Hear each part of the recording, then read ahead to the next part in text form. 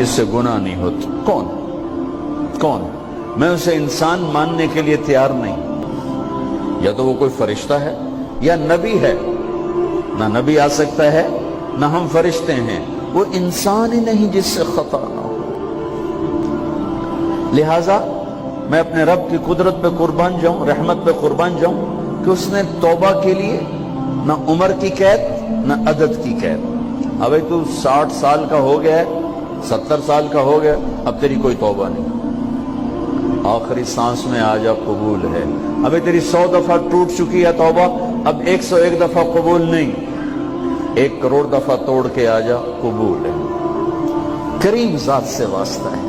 لیکن کریم ذات نے کچھ ضابطے بنائے ہیں, کچھ نظام بنائے ہیں. اس نے یزید اور حسین کو الگ کیا ہے. ایک سود خور بھی کہے اللہ غفور الرحیم ہے, راتوں کو شراب میں ٹن کہے اللہ پہ معاف کرے گا, راتوں کو مسلح پہ تڑپنے والا اور شراب پینے والا اللہ کا قانون ہے, اللہ کا نظام. ظلم و ستم کے پہاڑ ڈھانے والا اور مظلوم بن کے سسک کے زندگی گزارنے والا کیسے برابر ہو؟ آنکھ کا چھلکنا اور جام کا چھلکنا اللہ برابر کر دے, ایسی اندھیر نگری بھی تو کوئی نہیں ہے. ام نجعل المتقین کالفجار, کیا نیک اور بد میں برابر کر دوں گا؟ افنجعل المسلمین کالمجرمین ما لکم کیف تحکمون. اس لیے بھائی بہنوں, معاملہ بہت آسان ہے اگر توبہ ہو جائے, اور جب گناہ ہو پھر توبہ ہو جائے تو معاملہ آسان ہے. مشکل کب ہے؟ جب آدمی اکڑ جائے, معاملہ خطرناک ہے.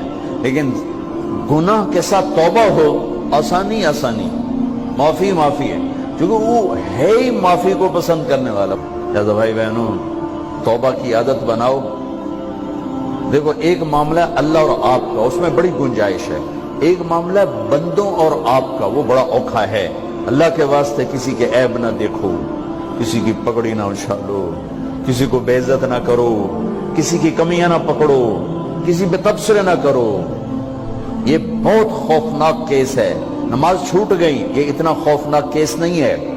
روزہ چھوٹ گیا, حج چھوٹ گیا, خوفناک ہیں, لیکن یہ ڈائریکٹ اللہ کے ساتھ ہے, جب چاہے معاف کر دو. لیکن میرا اور آپ کا جو معاملہ ہے یہ بہت خوفناک ہے. اس میں کسا ہوا قانون ہے کہ کسی کو حقیر نہ جانو. عیسیٰ علیہ السلام گزر رہے تھے اپنے ساتھیوں کا, ایک ڈاکو اوپر بیٹھا تھا پہاڑ پر, چوٹی پر. فلسطین میں چھوٹے چھوٹے پہاڑ ہیں, بڑے نہیں.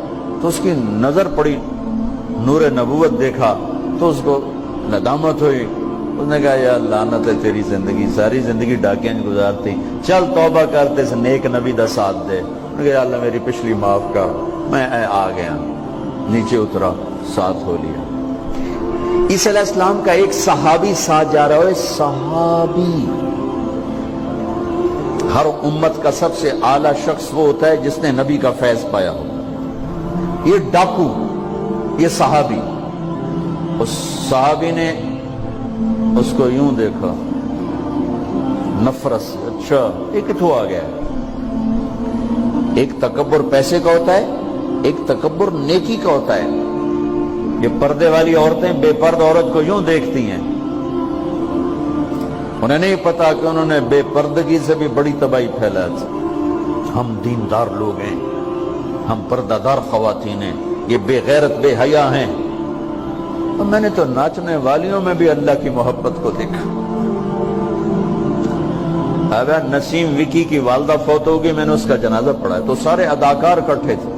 میں نے تھوڑا سا اللہ کے نبی کا ذکر کیا. میں نے جتنا ان کو روتے دیکھا, میں نے آج تک کسی کو ایسا روتے نہیں دیکھا.